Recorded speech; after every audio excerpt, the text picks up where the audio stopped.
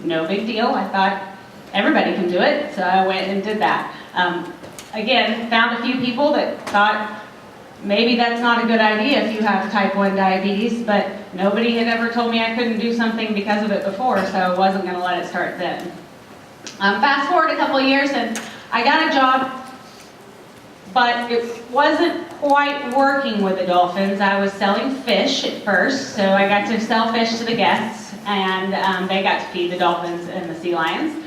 And then I moved over to our bird department, which not only has penguins, but it also has sea lions, I'm sorry, not sea lions, parrots, ducks, flamingos, all the birds in the park. And you did have to be scuba certified to work with the penguins, because we had to go in and clean the exhibit and that kind of thing. Nothing like 40-degree water. And I went to the doctor, because everybody has to go to see this one doctor for the company, and he has to certify you to be okay to die for the company. Well, I went to that doctor, and just like any other doctor's appointment, I didn't think too much of it, because as diabetics, we see doctors all the time. So I went in and sat down and didn't have any nervousness about it or anything, and then he walked in the room and opened up my folder and took one look at it and looked back at me and said, "You can't dive." And this was the first time in my life that somebody had told me that I couldn't do something because I had diabetes. And it didn't go over well. So I went home that day and I researched on the internet and finally found a doctor in Florida that helped diabetics dive safely. And I got all his information and I went back to that doctor and I showed him and I did everything, and he didn't like it, but he didn't have any reason not to let me dive. So I actually was able to move forward from there. I did move on to the animal training department a year or so later, and it was so much fun. I've worked with killer whales, sea lions, walruses, otters, birds, all kinds of things. But really hard when you think about 4 shots a day. You have 4 shots a day. Some days I go in at 7 a.m. Some days I go in at noon. Some days I'm off at midnight. There are even fabulous occasions where I get to go in the middle of the night. Luckily, that's usually for a birth or something like that, which is a whole lot of fun. But again, you don't know how long you're going to be there, or what your day is going to entail, or when you're going to eat. This next week I'll have 6 to 7 shows a day. Some days I have 2. So again, my schedule varies very much from a day-to-day experience. And taking shots, that makes it very hard. You don't know exactly when your next meal is going to be. And you don't know how long you're going to have to eat that lunch. There were some days that I had 30 minutes to run in, take off my wetsuit. If you've had a wetsuit on, you know that's not easy. Take my shot, take my blood sugar, eat, get back in the wetsuit. Again, a wet wetsuit, not easy to get on. And be ready for the next show in 30 minutes. And all my counterparts, they could just stay in their wetsuit. It wasn't a big deal for them. So there were difficult things about being on injections and being a dolphin trainer. Not enough to not do it, but it made it difficult. I had several doctors throughout my life that said, you should really go on a pump. And I was adamant about not going on a pump.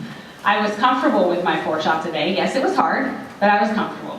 And I had this great built-in excuse, because every doctor that would suggest it, I would say, well, I'd love to, but you know what? There's some days where I'm in a wetsuit for 8 hours and I can't be connected to a pump or disconnect from a pump for that long. I can't have the tubing around because the animals can catch on it, or I can catch it on just about anything. So I can't go on a pump. And I had that built-in excuse that worked really nicely for a really long time. And then a few years after that, I went to a new doctor. I went to a maternal fetal specialist because I had decided that I wanted to start a family with my husband. And he was a great doctor. And one of the first things he said to me is, "What kind of pump are you on?"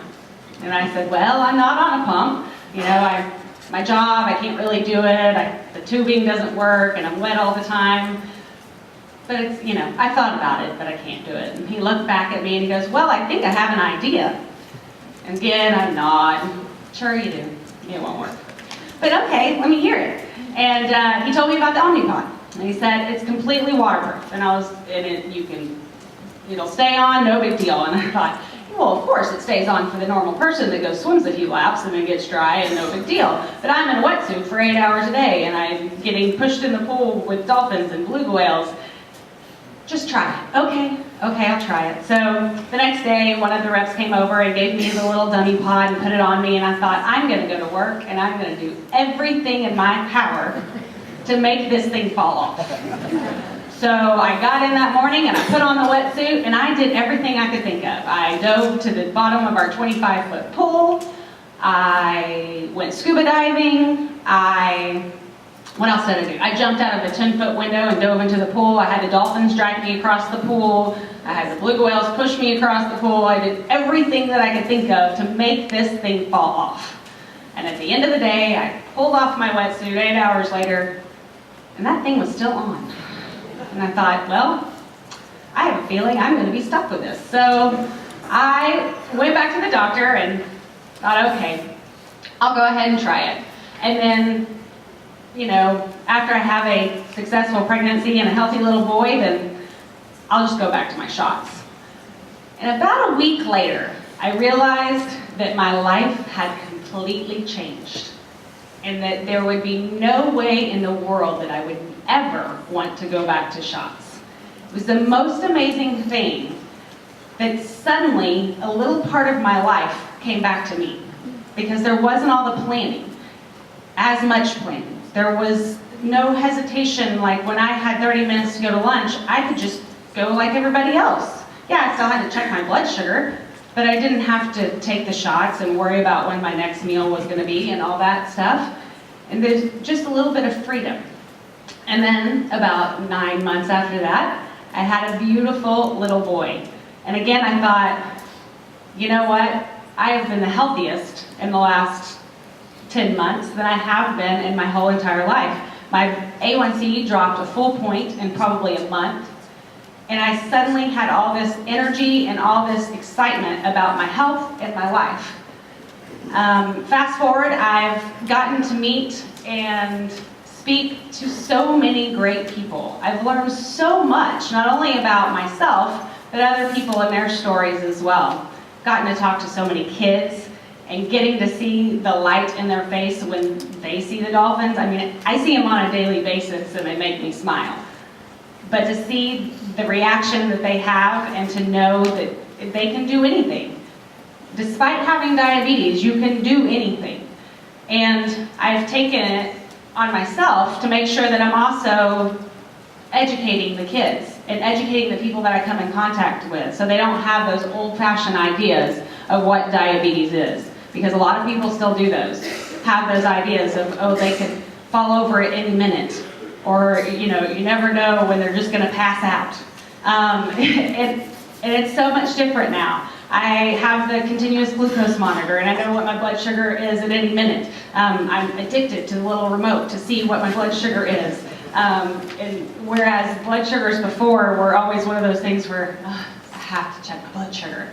So there's so many advances in the years that I know that I'm living a healthier life. I think that I'm healthier than a lot of my friends that don't have diabetes because I'm so in tune with my health overall.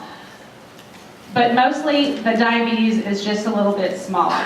And I look at it and I know that I can accomplish anything. And I look at my 3-year-old and I know that I'm going to have a long life watching him grow up too. And those 2 aunts that I talked about earlier, that unfortunately they've both passed away in about the last 10 years from complications of diabetes. But I know that if they would have had all the technology that we have today when they were growing up, that they would have lived a lot longer life. And I know that I'm going to live a longer life because of the great advancements that have been given to me.